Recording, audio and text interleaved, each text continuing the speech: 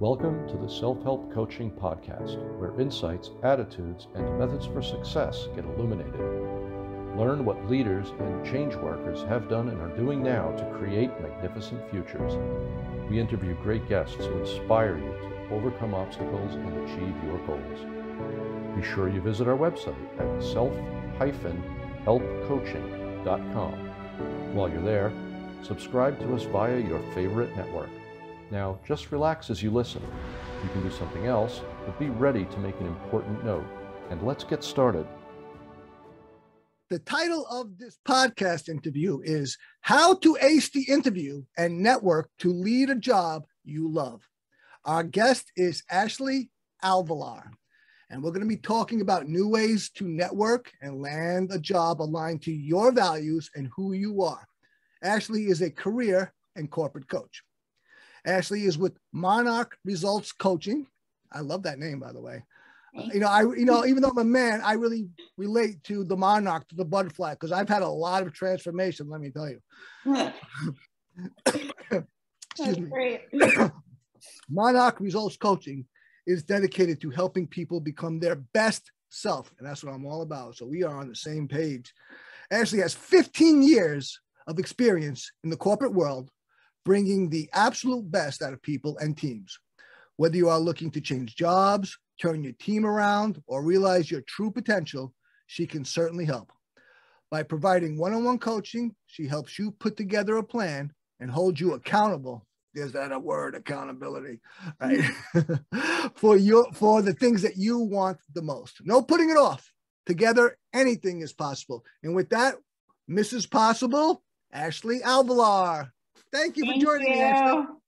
Thank you for having me. And it's interesting you mentioned the monarch, because yes, it's transformation, but my grandmother, who I was very close with when she passed at 90, she said, I will come back as a monarch. So I feel like she's always with me on this journey in terms of starting my business 4 years ago and everything. So there's so many meanings to it for me. I'm a recovered alcoholic, and 22 years ago, my favorite person in the world, my sister, was killed by a drunk driver, ironically. And for her death was my rebirth. And I said to myself, my sister is now my angel. And she became my angel. And so now I have her watching me. So I can do, talk about accountability. Yeah. I have a spiritual accountability to her. She's you're watching over you. Yeah. And I draw strength from it. And I've been sober almost 22 years now, ever since that time. So something's working. Unbelievable. Congrats. I'm sorry for your loss, but I'm glad she's constantly with you. Thank you. Well, it worked out for me, so it's good. Well, I find the positive. Well, of course, it's a terrible tragedy. But that's life. Life is both tragic and it has joy. It has both. Yeah. But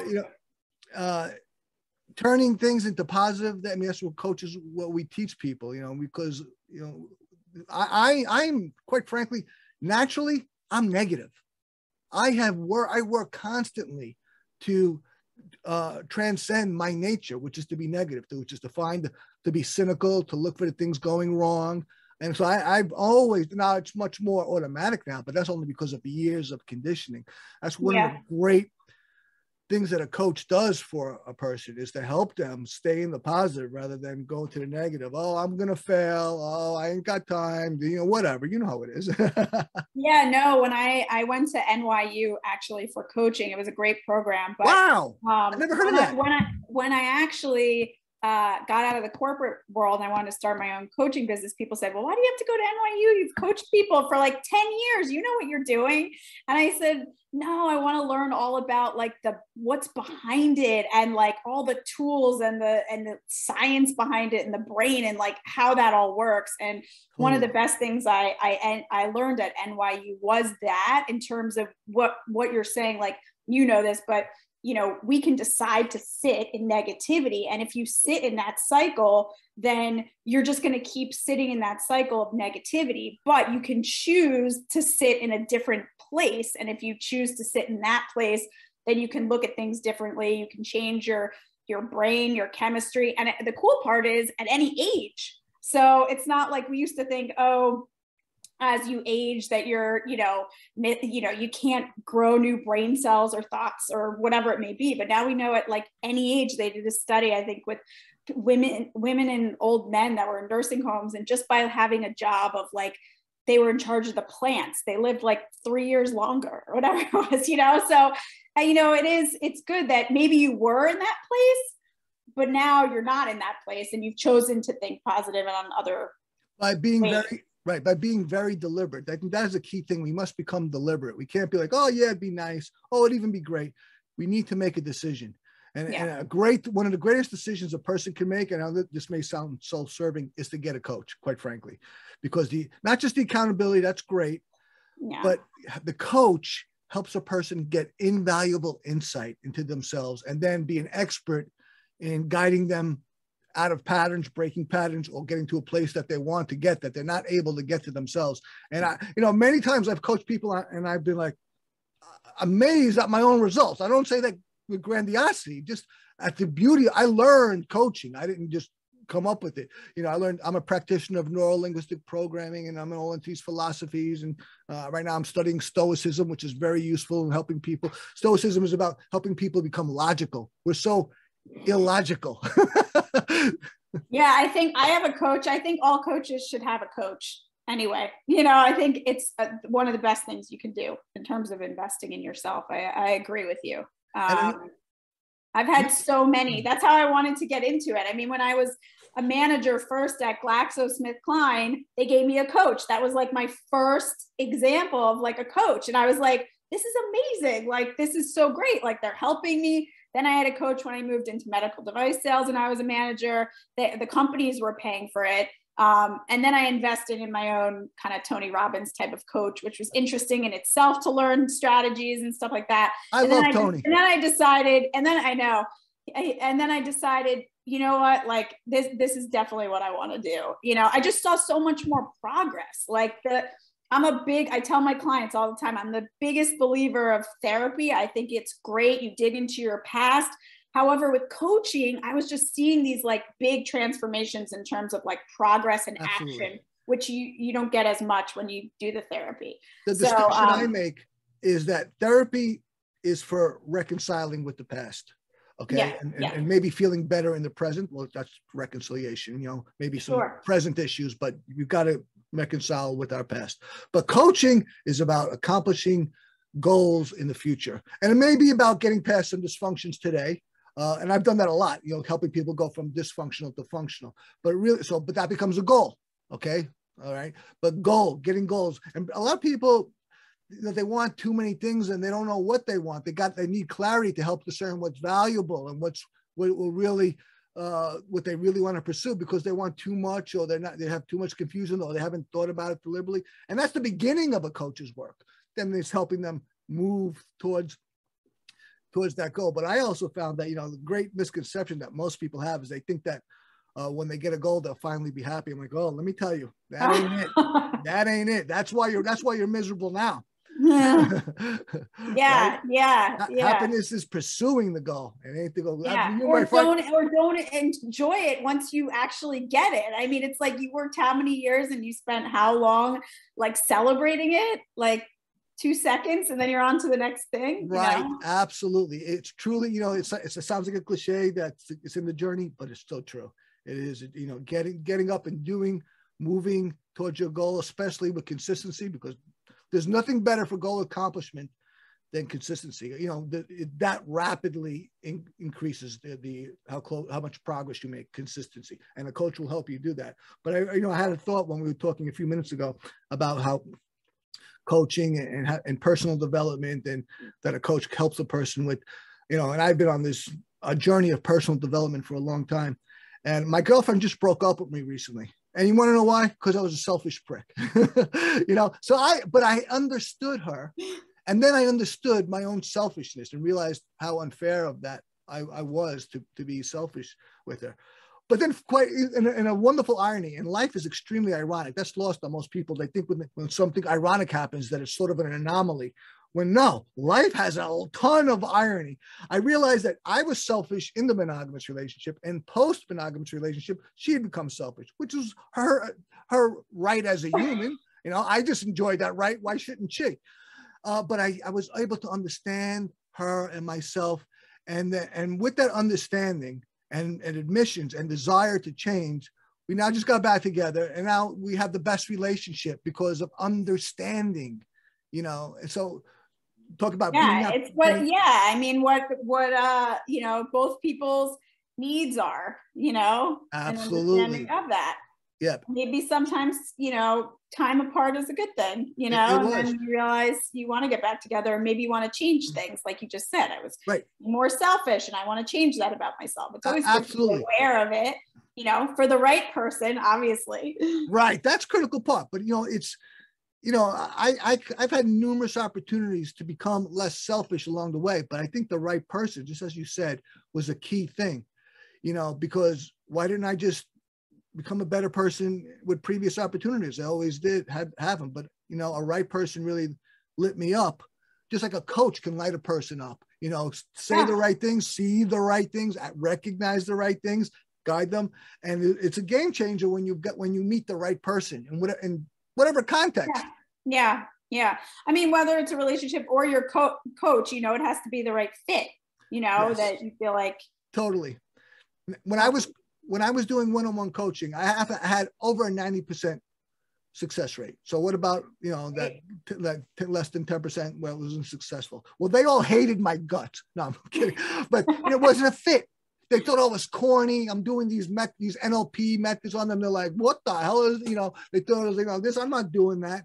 Wasn't the right, you know, they're not bad. I'm not good. It just wasn't the right fit. So you've got to look for the right fit. That's an important a part of doing business, doing coaching in a relationship. You know, it's very important getting the right fit. Yeah, not everybody's going to love, like somebody said that to me when I started my business, like not everybody's going to love your style, right? Like you hope a majority, 90% is really good, and that you have good success rates with those people. But, you know, you know, just like I'm not a fit for everybody, you're not a fit for everybody. It just depends, you know, on everybody's style. And so I always encourage people to interview a bunch of coaches and see like what works for you. Right. You know what? Preparation, you know, people don't realize it. Oh, it's not, people don't act enough on it, but preparation truly is the key to success. I mean, yes, you must persist. Persistence is the key. The other side of that coin is learning, but the more you prepare, the greater you increase the probability of success. If you interview 5 coaches, rather than just go with the first one, you've got like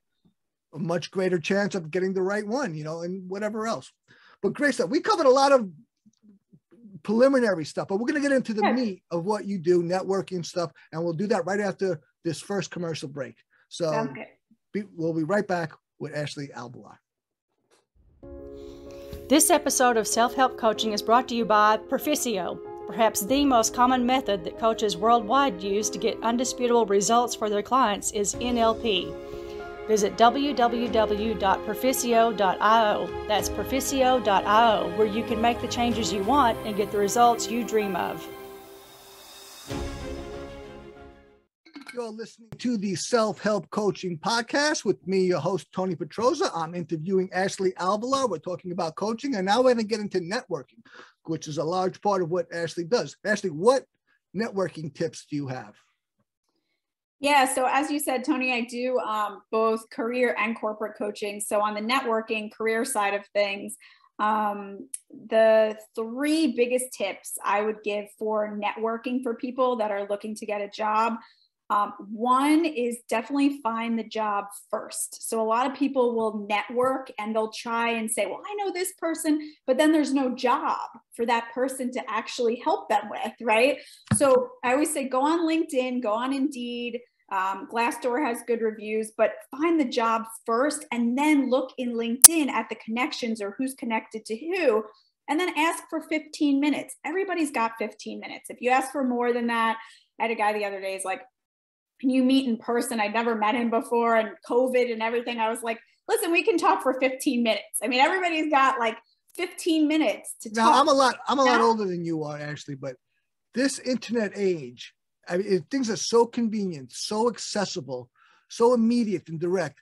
if you're not getting what you want, you've got, got no one to blame but yourself, because all you need is a computer and an internet connection, and you can access the world. Like, you could bring it into your living room. So, so if you can't do what Ashley's suggesting right now, then you need a lot of help.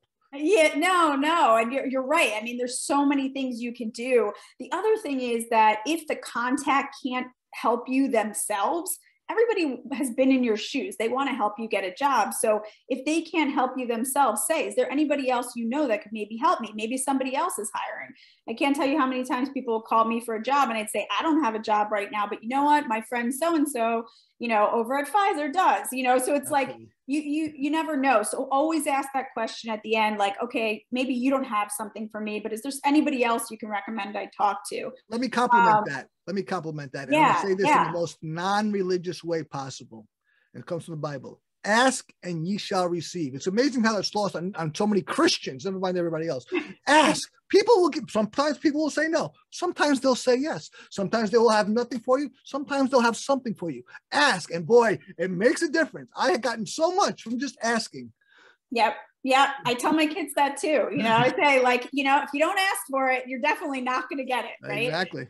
So definitely ask. And then, see if there'll be a referral. People get bonuses. A lot of companies, a lot of money, sometimes $5,000 for a referral. So if you get to know them well and say, oh, I'm going to apply for this job, do you want me to put you down as a referral? If not, maybe they don't feel comfortable. They don't know you that well. That's fine. But like you said, Tony, ask.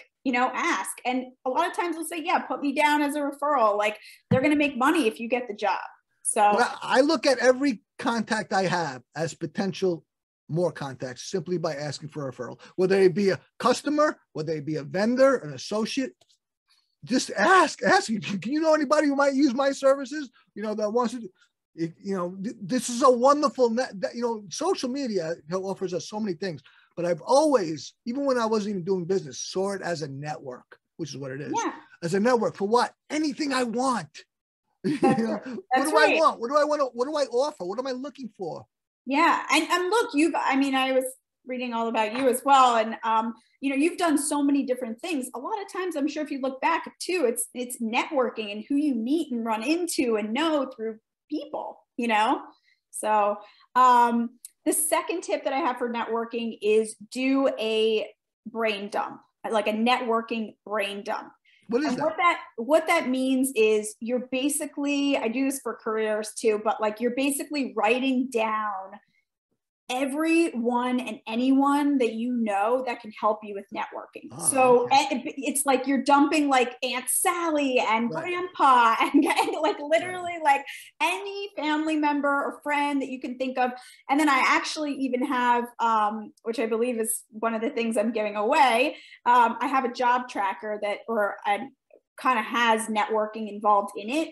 And basically you can use it. My clients use it as a tool that it's a tracker, not just for jobs, but networking. So you'd put down, Aunt Sally, whatever, works at this company. I'm going to contact her by this day or whatever. And then the next part of it all with the brain dump is you want to take that massive action, right? It's all about the action you take. So you want to set a goal of, I'm going to reach out to 5 contacts by, March 17th or whatever. So you're actually goal setting ahead and you're making it more specific.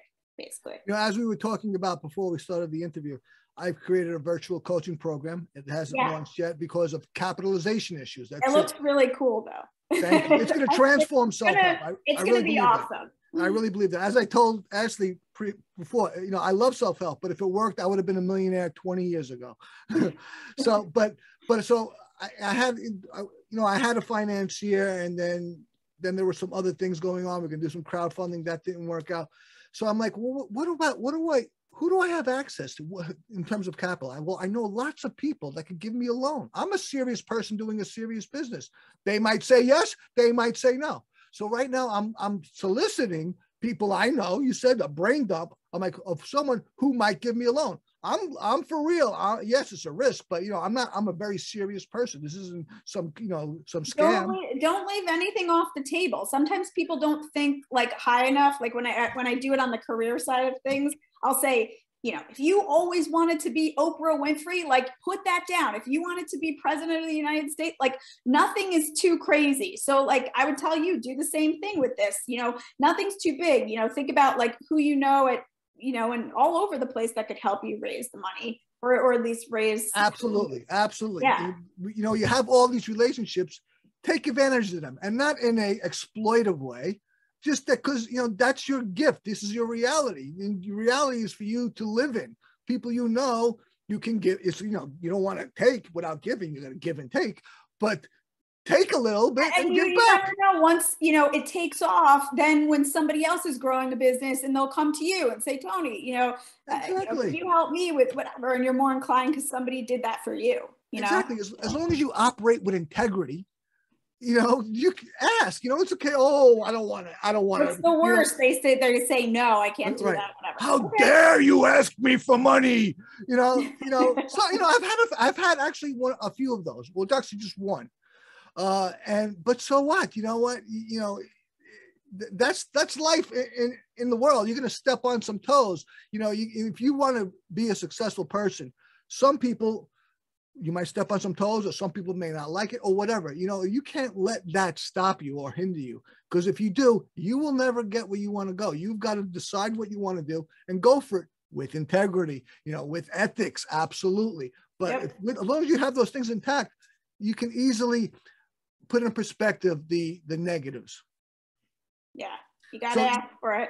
You got to ask for it. And you know what, even if the person does, like, how could you ask for money? Like you said, like, whatever, that's their problem. Like, move forward. Exactly. I guess that's one thing. I came from a sales background. I got a lot of no's and a lot of doors shut, in my face. So you get used to that, I guess. Very and good. No means yes, right? Right. At least we can get a no to a maybe, and from there we'll get that to a yes. Right, exactly, or something along those lines. Right. But the last or the third networking tip is, I know it with COVID a little bit tougher now, but things are opening up with attending events and joining groups. Right. So to your point now, it's so easy, whether it's an event in person, you can join a Facebook group, groups. I know I did, HRP moms group, which I met a lot of people through, alumni groups. You can look back at where, if you went to college, they have, career centers there, and they're willing to help people even years later. Find jobs. Everything can be tapped into of your life. This is, go back to college. You don't go to college, go to high school, whatever. Take advantage. Think about the opportunities. Think about the possibilities, the potential. People are like, oh, the negative. No. That's failure thinking. You'll never be able to do what you want by thinking you can't do it. You've got to start thinking you can do it. And then you start going into these possible, the things that you come from, things when you brain dump, I love your term, then you can decide if it's pragmatic or it's it's good align, in line with what you want to do. But consider it. Don't be negative from the outset. Consider the possibilities, consider the implications. And when you start doing that, then you realize but a lot of people like I work with will have, for some reason or another, like a block where, because of the way they were raised, or who knows, something where it's like, well, I don't want to ask for that, or that's asking too much, or, it's can be crippling, right? So a lot of times people come to me, I tell them it's like they're on the diving board and I just like push them off, but like they're stuck, like they're really, really stuck. And this tip is definitely one that helps in terms of getting yourself out there. They're used, are still and used to be, kind of those speed networking, almost like dating, but networking kind of events that would take place at hotels and things like that. But for example, if you're interested in marketing or whatever, maybe you become part of the American Marketing Association and then you meet people that way. I've had a lot of female clients that are moms use the Mom Project to get jobs, which whether it's part-time or full-time. So there's a lot of things you can do with joining groups now with, the way. Absolutely. And there are so many different kinds and all different contexts, not just associations, but there's so many. It's myriad. Great stuff. So let's take a moment to take a commercial break. And then when we come back, we're going to start talking about interviews. Sounds good. Okay, great. Let's take a moment to hear from our sponsor. This episode of Self-Help Coaching is brought to you by Perficio. Do you know why most wealthy people are that way? It's because they think like wealthy people, and a fool and his money are soon parted. Visit www.perficio.io. That's PERFICIO.io, where you can actually transfer the wealth mentality into your own brain, and you will think wealth. You're listening to the Self-Help Coaching Podcast with me, your host, Tony Petrozza. We're talking with Ashley Alvillar, and now we're going to get into interviews. So what tips do you have for people to ace the interview? So Tony, as I mentioned, I have a new course that's called How to Ace the Interview that I rolled out, and there's 10 steps to the interview process that I go through. So that's really more in depth. And it kind of goes through before the interview, during, and after. And obviously I'm not going to have time to go through all 10. So I picked 3 that I think are some of the most important to talk about with interviewing tips. Number 1, I would say is, which is before the interview, is mindset training. Totally. So we kind of talked a little bit about this just before the break. But it's, how do you talk to yourself before the interview? Everybody's different. Some people want to, pump themselves up in the mirror and say, you got this or whatever. And other people, sometimes I always tell my clients, it's almost like you have this like angel and devil on your shoulder. And this goes with interviewing, but this goes in life too, right? It's like, you got this devil that's like, oh my God, you suck, you can't do this, or whatever you're telling yourself, you're not this or that enough, or whatever. And then you have this like angel on the other side that's like, what? You can do this. You have all this like experience in here and all this stuff, right? So it's kind of like making sure before the interview, you're silencing that devil and you're taking on that angel, and whatever you need to do. Some of my clients listen to music. Some of my clients just pump themselves up in the mirror. Others like to meditate. So it's kind of like whatever really works for you, but that you're really listening to that positive, we talked about positive voice. I like the Indian, actually, I like the Indian version of that concept, that strategy, where this old Indian told this young Indian, American Indian, that, every person has a white wolf and a black wolf. And whatever wolf you feed the most grows stronger. That's right. Exactly. Right. It's so like the place you sit in, like we talked about, you sit in the positive or the negative. Where do you choose to sit? And a lot of it is training your mind, like, and owning the interview as if it's yours, right? Like you're going in there, like, I already have this job. Like, this is my job. Like, almost like you already own it when you go in there. Your confidence is so high. I mean, that's what I do with my clients, right? Because it's not always that high, right? But building them up so that when they go in there, confidence is everything in an interview. When you start to get nervous and stumble, whatever, it happens. That does happen to people a lot. It's understanding. But if it does happen, also, what things can you do? You can take a drink of water to kind of feel more at ease, or catch your breath, or think through something. And I mean, just mindset with however that works for you, but learn it ahead of time. So if you're a meditative person, go with that. If you're I know I'm a runner, so it's like, I got to run that morning if I have something big going on, because that's what my body needs. So the whole mindset training is number 1 for sure. What else? The other 2 tips I have are I think setting, I don't know if you know what STAR stands for, but having like 5-star examples. So it stands for situation, task, action, result. Nice. And what happens is people get super nervous during an interview, and then they're like, they just talk. But really, I mean, they say it's like 60-40. So like you should be talking 60% of the time because you're interviewing, but people get so nervous, they just start spewing information out. And STAR will keep you on track. I tell my clients, don't like memorize it, because that doesn't come across as authentic. If you're like, oh, what was my A and what was my R? You know what I mean? But just to prepare them ahead of time, I always have my clients do 3 things they're most proud of from their previous job. So create those. Also have 1 that's when you had to deal with a difficult situation that you create, because there always will be something coming up with when did you have to deal with a difficult situation. And also one that you prepare for an ethical dilemma, because that's a lot of times one where companies will get you, you're off guard, like, oh, I don't know what to say. Like, when did I have to deal with an ethical dilemma in my career? And if you prepare that ahead of time, then it's well thought out.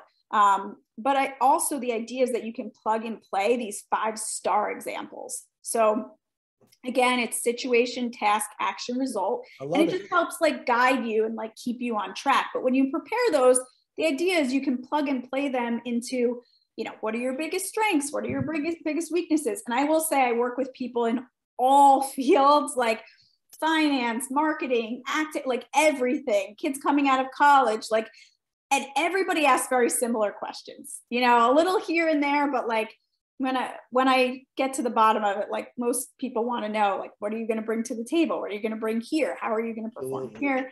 You know, how are you different? So that's number 2. And number 3 seems straightforward, but given what I just said, listening. Absolutely. So a lot of times what I'll tell my clients is in between chunks of your resume, you want to ask questions like, does this make sense to you? Do you have any other questions here? It should be a back and forth dialogue. It shouldn't be just you talking all the time. Otherwise, the person doesn't feel engaged in the conversation. One thing I do, when you interact with somebody, you know, you think about things that you want to say, which might be good. It might be really pertinent. It might even be enlightening. And that's great. But when I start doing that, I stop listening.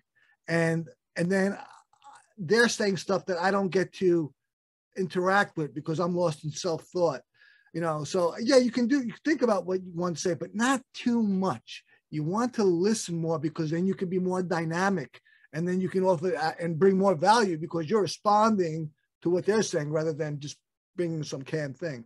Yeah. And when I was in the corporate world, I was hired to hire teams of people. So I would hire 15 people at a time for a launch of a product or something like that. So like a lot of people. And what I realized was the people who mostly got the job were the ones where it was back and forth. It was engaging. I found like, wow, that wasn't boring. But if you're just always talking, and it is, you're being interviewed, so you're talking more, but it's just easier to guide the person. It's so much easier to close an interview if along the way, in between parts of your resume, if they have you start from college and you're going through, don't go through your whole resume, you know, and 20 minutes go by and the person's like on the other end, like sitting back with their car. Right. You want to be pertinent. Engage them. Does that make sense? Do you have any questions here? You know, I could dig deeper into this part of my resume, but do you want me to move forward?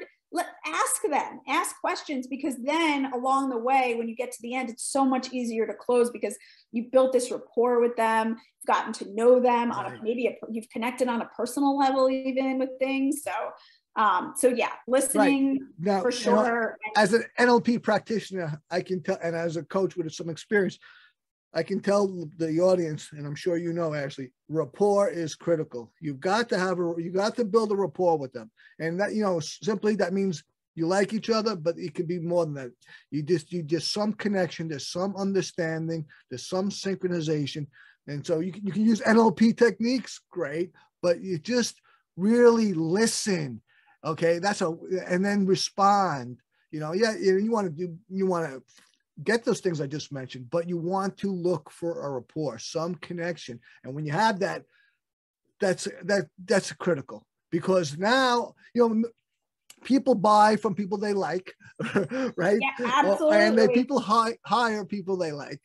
That's right. Because you're going to be working with that person, right? My thought was always like, do I want to spend a whole day in the car with this person? Right. You know, it's like the litmus test. So, you know, that's the thing, you know, it's like, also, you know, depending on what you're hiring for, think about however they make an impression with you, that's how they're going to make an impression too with the client or whoever they're going to be interacting with. Right. So listening is key, and temp checking along the way, I call it kind of temp checking in between parts of your resume, is definitely one of the most important things, I would say. I had a client the other day, and we talked about it, but then it's always different when you get into the interview and you get nervous. And he was saying, like, I don't think that went too well. And I said, what happened? And he said, I think I spoke too much. Like he knew right away. Like he's like, I just was getting into something. And before I knew it, I was like, oh, I think I'm losing them. And that's what happened, you know? So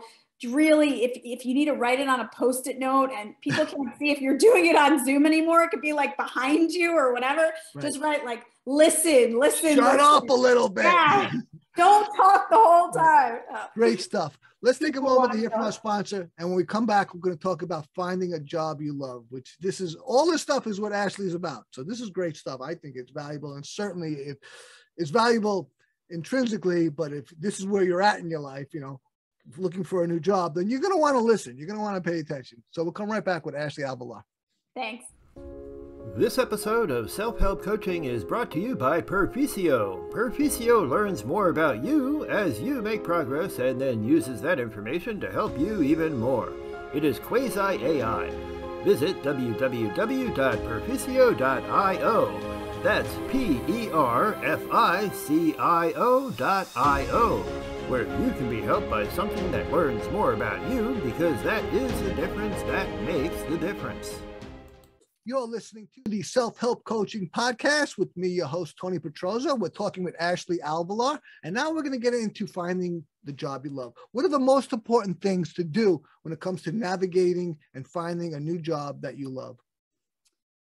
Yeah, so that's a great question, right? So that's my goal as the coach, right? When I work with people is to find something they love. And I'd have to say, listen, no job is 100% perfect per se, but the idea is that you wake up Monday and you're excited to go to your job and you're learning and you're growing.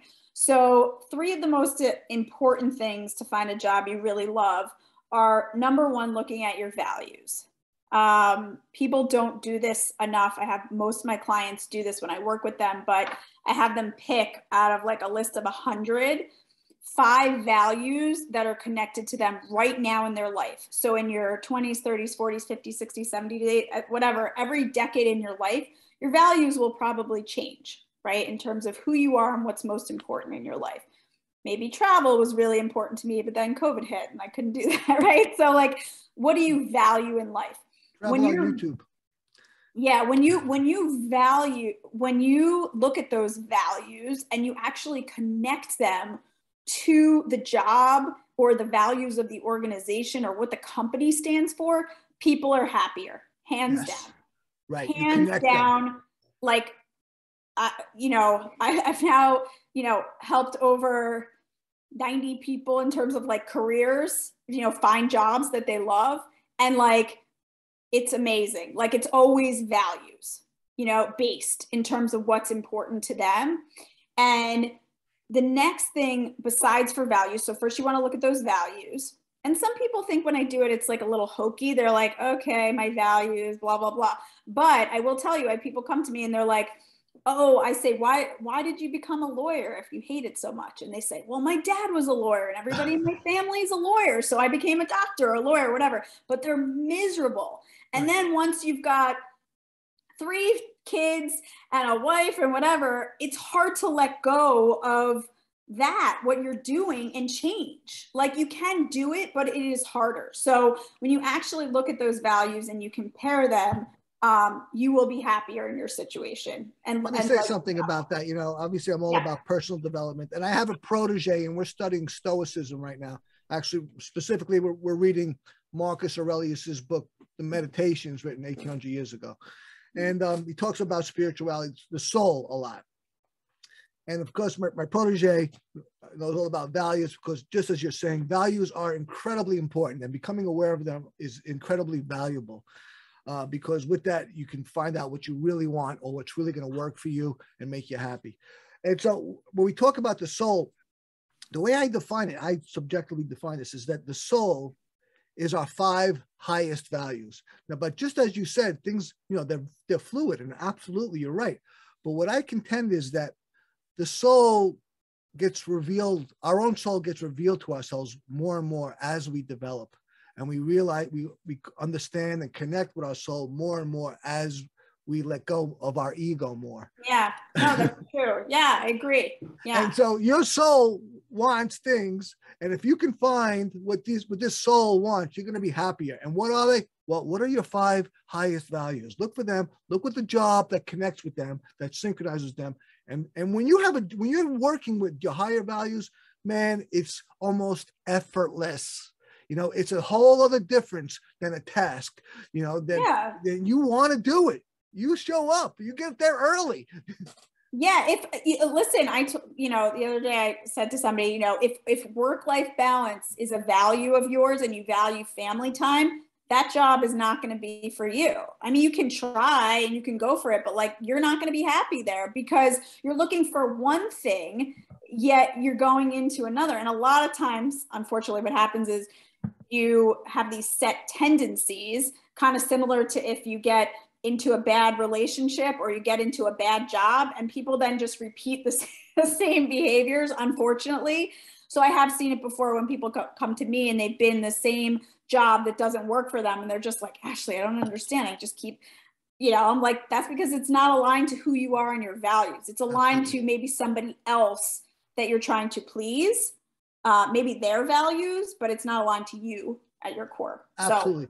So unless you were done with that, I want to ask about how coaching is relevant to that, or how working with a coach is helpful. Yeah, no, that's a great question. So I was going through the 3, but so with the values piece, to your point, as a coach, if I better understand this is somebody's values, this is what they value, to the point of what I just said, I will steer them in a different direction, or ask them questions, I should say, so that they're more likely to lean towards what their core values are, right? Because as a coach, you have to be careful, right? You're not telling really somebody what to do necessarily, but I will ask them questions such as, is that job aligned to your values? You talked about these 5 things being important. Do you think you'd be happy there? And just kind of ask questions around certain things for the person to and then it's amazing, as you did coaching as well, one-on-one, when somebody has that like kind of aha moment, and they're like, oh, wow. Like, yeah, that's why I've been so unhappy, like, that's why I need to make this change. Right. So. Now, I'm sorry. Did you want to say something else about finding the job that you loved, or did I? Oh, just that I already talked about networking being important already earlier. So that's key.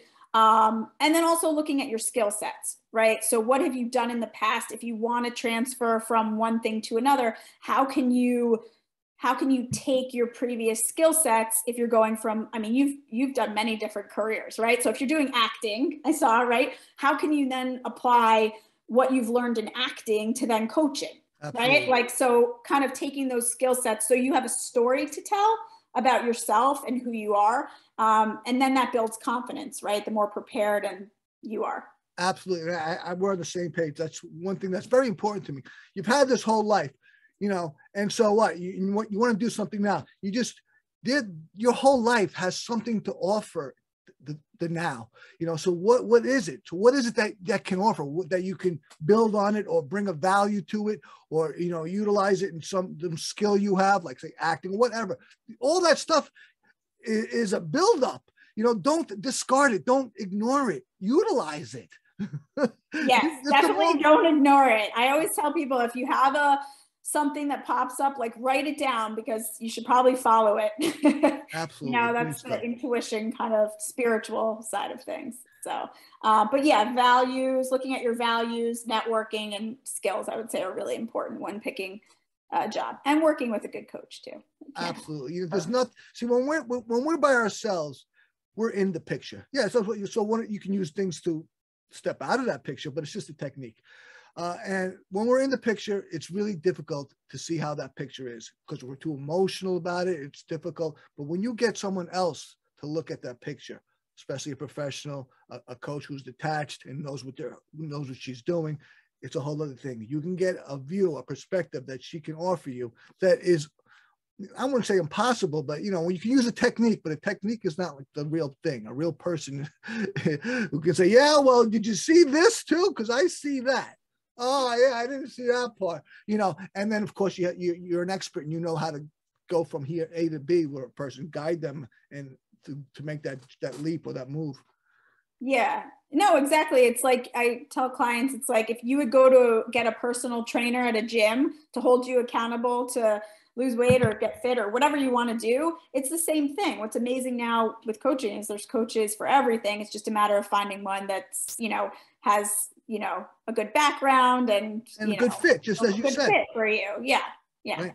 Very good. I mean, they could even not even have a great background, in terms of education or experience, but if it's a good fit, it's a good fit.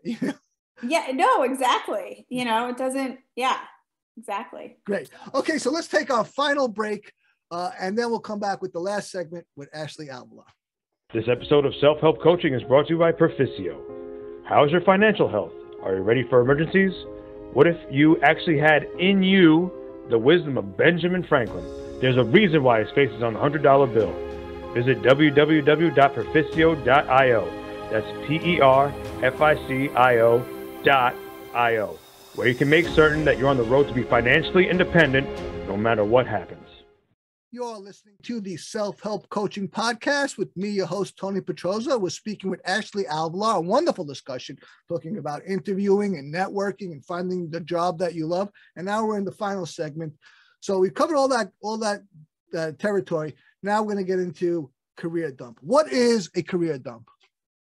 So Tony, we talked about the networking dump. Career dumping is very similar. I love this term. I didn't hear from anybody else, so I'll say I kind of coined it, I guess, or created it myself. But the career dump, and most of it just came from working with clients and working through things and having them do things and then say like, oh yeah, I did a career dump. And I'm like, oh, I like that. Kind of like I have like do it, delegate it, and ditch it in my email. I like that. Either do it, delegate it, or ditch it. And that came from a client too. So I like that. All my clients helped me. I noticed it in your email. That was very good. Kind of help me with this. But sorry, what was your question? What is a career dump? Oh, career dump. Right. So like networking, except for basically you're going to write down anything that you ever wanted to do in life. So I'll ask clients like, did you ever, I don't know, Tony, was there anything when you were a kid that you always were like, oh, this is what I want to do? Well, the first thing I want to do is be an astronaut. So I don't know. There you go. That's cool. That's cool. See, but as a coach, that actually tells me a lot about you. Like, so, and that's the cool thing when I work with clients, they'll say like, I always wanted to, be an astronaut or be, whatever it is, president, or, I always wanted to be on stage on Broadway or something, even if that's not the profession they choose. Like, obviously you're not an astronaut right now. I mean, you could be, I guess, if you wanted. Many people have called me a space case though, Ashley. But there you go. So it's kind of aligned or whatever. But yeah, you write down everything that you ever wanted to do, even as a child. Nothing's off the table. I tell my clients, write down anything you ever wanted to be. Then we kind of pare it down and we look at, okay, now we've got 10 things. What's realistic, right? Like there's something called the GROW model that I learned at NYU. And it's kind of like, what is the goal? Reality, options, and way forward. And it's goal, reality, options, and way forward. Yeah, it's actually, now I'm going to forget the guy who invented it, but like it's the GROW model, and it actually scientifically is evidence-based. And so, okay, what's the goal? Okay, what's the reality of this? Like, are you going to become an astronaut tomorrow? Probably not. I mean, you could, but like you'd have to put all this time in.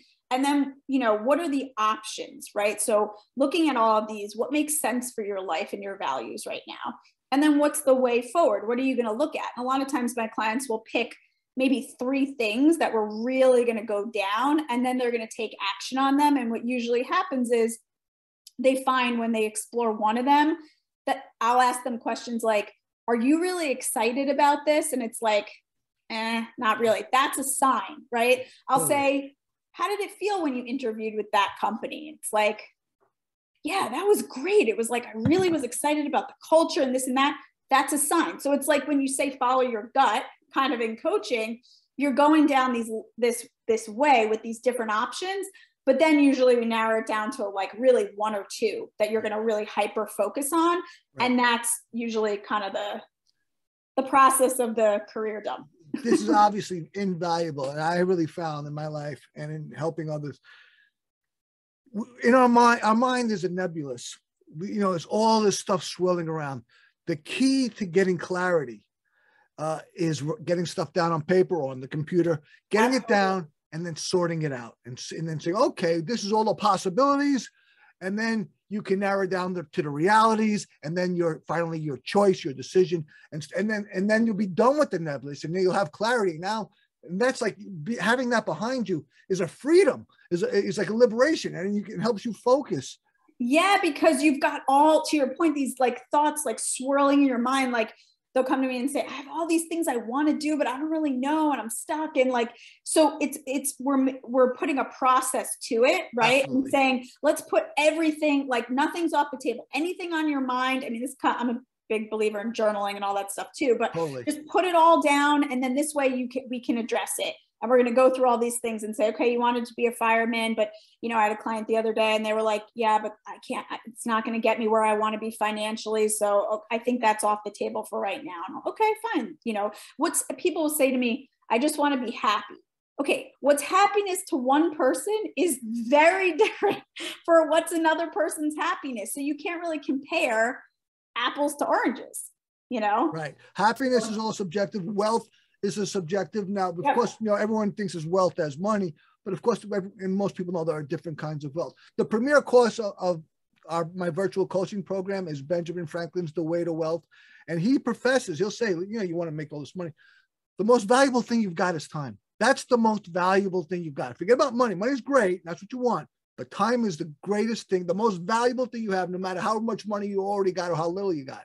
So what are you going to do with this time? You're going to start using it so that you can find the job that you love and get that job, because it's the kind of stuff that that's what you offer. That's what you offer people. So use that time, because that's the most valuable thing you've got. And then you can make the money, and then you can feel good while you're working it. So it's not a drudgery. It's a job, but you want to do it. So all the stuff you're about and offer is invaluable. And now more than ever, I've seen such a boom with, because of COVID, people have really had time to think about this, right? And things have changed with people's workspace, right? Like, are they offering me that I can work at home 1 or 2 days? I mean, there's so much change, or maybe they've had a loss in their family, right? And it's, so what am I going to, what do I want to do with my life? And life is too short. There's at least this feeling. I saw this huge shift from prior to COVID to now in terms of people's thoughts on their career, because at the end of the day, we spend most of our lives at work. If you think about the amount of hours that people spend, it's more than you spend with your family, which is really wrong. But either way, it's a lot of time. So you better love what you do. Is my thought process. Ashley, this has been a wonderful and very valuable interview for the listener, especially if you're looking for a job or you're not happy with your present job. There's obviously a lot of value here, and we're going to get into your contacts in a moment, but I understand you also have some free gifts for the audience. Yes. So anybody who is a fan of Tony's and listening will get... You're talking about Tony Robbins or Tony Petrozza? Tony Petrozza all the way. If Tony Robbins wants to have me on, he can have me on too, though. But for now, he doesn't get my 20% discount. So the people that follow you and are listening to the show, they get 20% off my Ace the Interview course by entering ACE20, ACE20. And then on my website also, there's tons of free resources I offer, from the job tracker I mentioned earlier to top 10 interview questions to I'm forgetting all the things that are on there, but there's like 3 or 4 resources that are free if you're right now looking for a job. I also do corporate coaching as well. So I work with right now 8 different companies and help them with mission, vision, values, all that kind of stuff. So that's great. Take advantage of the resources. They're free. So she offers all these free these resources and this great discount on her services. And that's all at monarchresultscoaching.com. Monarch, like the butterfly, resultscoaching.com. She's on social media, of course, Ashley Alvillar on LinkedIn, Instagram, Facebook, Ashley Alvillar. So you'll find her. Look for her and you'll find her. And I hope you do, because it would be a smart move if you're about what she is. I mean, if you're not happy with your job, I suggest you check her out. So, because life's too freaking short to do a job that is a drudgery. It's too freaking short. That's right. That's my goal, is to get people into jobs that they love. So great stuff. I really enjoyed it. It's been a pleasure meeting you and having you tell me what you're about and sharing all this information. Great stuff. I loved it. Thank you very much for coming on. I encourage everyone to go to monarchresultscoaching.com. Check out Ashley. Great stuff. And remember, we're all responsible for ourselves, and we can all use some help. And with that, we'll see you next time. Thank you very much for coming on, Ashley. Thanks for having me. It was great. Thank you for tuning in to the Self-Help Coaching Podcast, where insights, attitudes, and methods for success get illuminated.